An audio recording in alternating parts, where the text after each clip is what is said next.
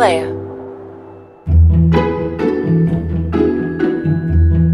You're listening to Think Like an Economist, a Himalaya learning production. For exclusive content like bonus episodes and supplemental materials for this podcast and others like it, go to himalaya.com/econ and enter promo code ECON, E-C-O-N, at checkout to get your first 14 days free. It's time To think like an economist.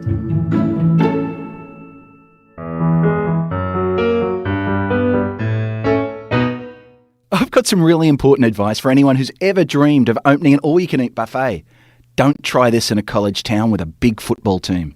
Yeah, that would be a bad idea. Yeah, I try to avoid all-you-can-eat buffets because I can never eat enough food to make it worth it.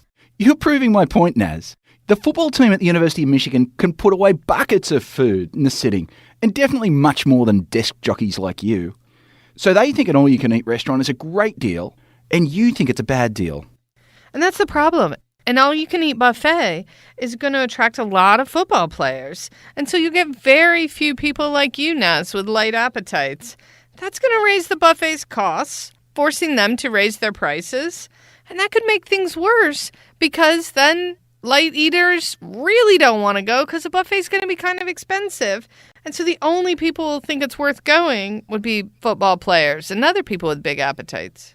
You might think, why not just charge those people with big appetites more? But the problem is that while you know how much you'll eat, the restaurant doesn't. Your appetite is private information. Private information causes a lot of problems, and it's our topic today on Think Like an Economist. I'm Betsey Stevenson. And I'm Justin Wolfers.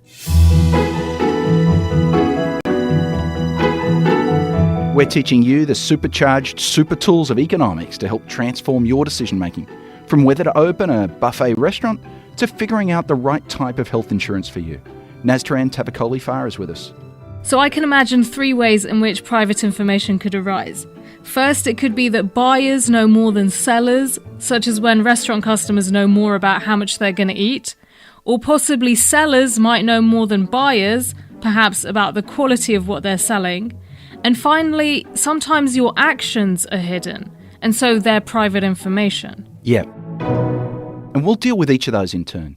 In each case, though, we'll see that when I'm worried that you know something I don't, or you're worried that I might know something that you don't, it creates a fog of mistrust. And that mistrust makes it hard for us to do business together. So first off, we're going to look at what happens when sellers know something that buyers don't. If sellers know something about the quality of the goods they're selling that buyers don't know or can't easily find out, they might be tempted to pass off some shoddy goods. That doesn't just impact you, it impacts everybody. The classic example is the market for used cars. Say I'm selling my car and I know how well it runs. Maybe it's a bit of a dud, or what people call a lemon, and it takes ages to get going on a snowy day, or the brakes aren't great on wet roads. You'd need to have spent many hours driving this car to know all these quirks. And if I was honest about all these problems, well, that would put you off from buying this car from me, Naz. So I could just not tell you. Well, that sounds pretty unfair for me. It is, but there's really no way of your learning about these problems after a quick test drive. And there's a big incentive for me not to tell you either. If you don't know about the problems, you're going to be willing to pay more for the car than if I'd been honest. Justin's lack of transparency isn't just bad for you, Naz. It's bad for the whole market for cars. It's pretty common for people to sell used cars, which are lemons. And when there are so many lemons in the market, well, buyers come to expect that a lot of used cars are lemons.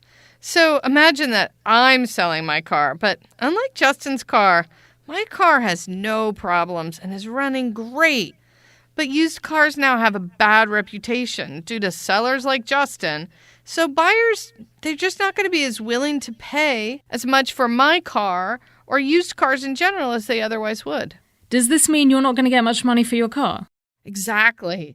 In fact, it may not even be worth me selling my car at all, given the low price buyers are going to be willing to pay me for it.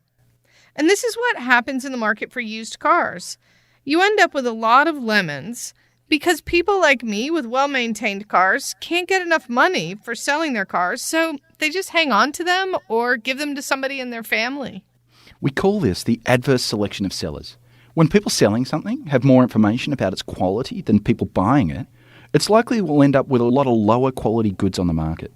We call it adverse selection because when sellers know more about the quality of what they're selling than buyers, then they may sell bad or adverse goods.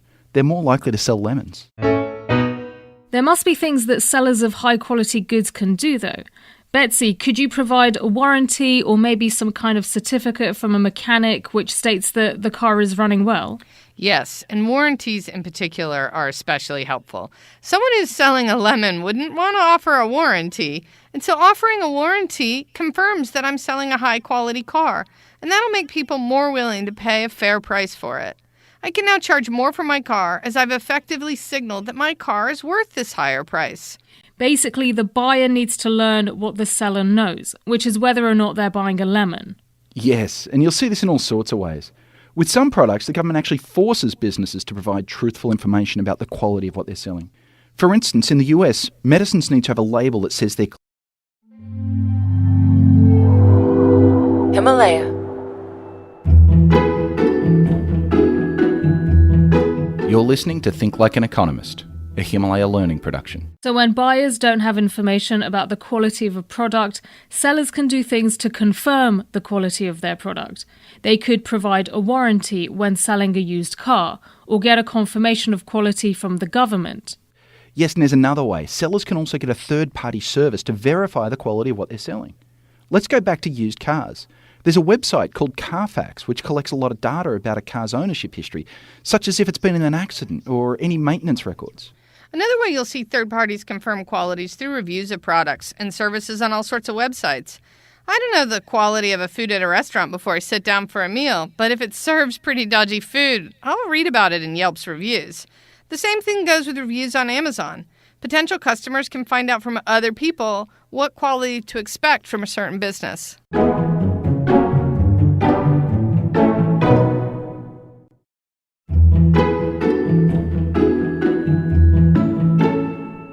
Now we're going to look at what happens when buyers have more information than sellers. But to start, what kind of information are we talking about? We're talking about information about what kind of buyer you are. I'm going to make another recommendation to our listeners. You should never open a business offering insurance against divorce. Why would you do that anyway? Divorce is really stressful and it's expensive. A couple splitting up will now need 2 homes and they can't share and split all sorts of expenses, and divorce lawyers cost a lot too. Divorce actually puts a lot of families at risk of poverty. So you'd think insurance against divorce would be really helpful. But think about it. Who's going to buy it? So this is insurance against divorce. This means if you end up getting divorced, the insurance company pays you something. So I guess divorce insurance is good for people who think they're going to need this payout. So I guess people who think they're going to be getting divorced. Exactly. People in stable marriages aren't going to consider getting insurance against divorce. Why pay out money for insurance you probably won't need? But if your marriage is on the rocks and you think you'll be getting divorced sometime soon, well, it makes a lot of sense to take out insurance against divorce. So the only people who are going to buy this type of insurance are the sorts of people who will need it and are therefore likely to get payouts.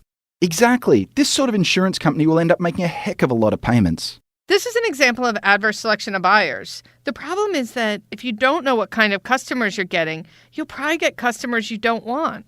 So if most of your customers are heading for divorce, then you're going to have to make a lot of payouts, and that means you're going to have to charge even more for this insurance to cover those costs. People in stable marriages already had very little incentive to take out this insurance, and at a higher price, they'll have even less incentive to buy it. When buyers have more information about themselves and their circumstances than sellers, you'll end up having high-cost buyers interested in a product. That's going to push the price up more. It's actually a problem in the insurance market in general that high-risk people like insurance the most. Yeah, and I'm wondering, does this happen in health insurance? It's exactly what I was thinking about. Just as people who are headed for divorce are more likely to buy divorce insurance, people who have poor health and risk big medical bills are going to be more willing to buy expensive health insurance. And so the problem when companies offer health insurance is that the customers they get aren't the low-cost customers they want.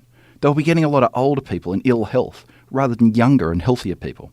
This is a real dilemma for a health insurance company, because if their customers are unhealthy, they're going to pay out a lot in medical bills. This will force them to raise their prices, which will push more healthy people to opt out of insurance, and that'll drive their prices up even higher. It can make offering health insurance so unprofitable that no one will want to offer it. That's why in countries like Australia or the UK, Naz, the government provides health insurance, which effectively forces everyone to buy it. In the United States, Obamacare used to require you to buy insurance or face a fine. And the government subsidises your insurance in the US, so you might buy it even if you're healthy. It's all about trying to make health insurance attractive for everyone, not just unhealthy folks. When buyers know something that sellers don't, are there other ways to fix this problem? I mean, could sellers find out more about buyers? Yes, and the government helps the insurance industry out because this is such a big problem. Governments make it illegal for you to lie to an insurance company. It's called insurance fraud. So when a health insurer asks if you're a smoker, if you're caught lying, you'll get a criminal record. That can be enough of an incentive for people to be honest when filling out their insurance forms. Businesses can also do clever things to get customers to reveal a bit more about themselves, not just asking them questions. One strategy is a seller might charge a high deductible for an insurance policy. Let's say you're buying auto insurance and you get offered a policy with a $3,000 deductible. Is that a policy you might consider, Naz? Yeah, so I try to be a careful driver. So if the deductible is $3,000, well, it's unlikely I'm going to get into an accident and I'm going to actually end up paying that. So yeah, I'll still buy that insurance. Exactly. So a careful driver like you is more likely to buy a policy with a high deductible. Now let's take Justin. Justin's actually a terrible driver. It's true. I'm awful.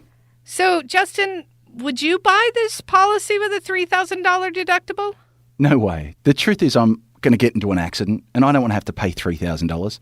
Look, I'd be willing to pay a little bit more for an insurance policy where I only had to pay a $100 deductible for each time I crashed.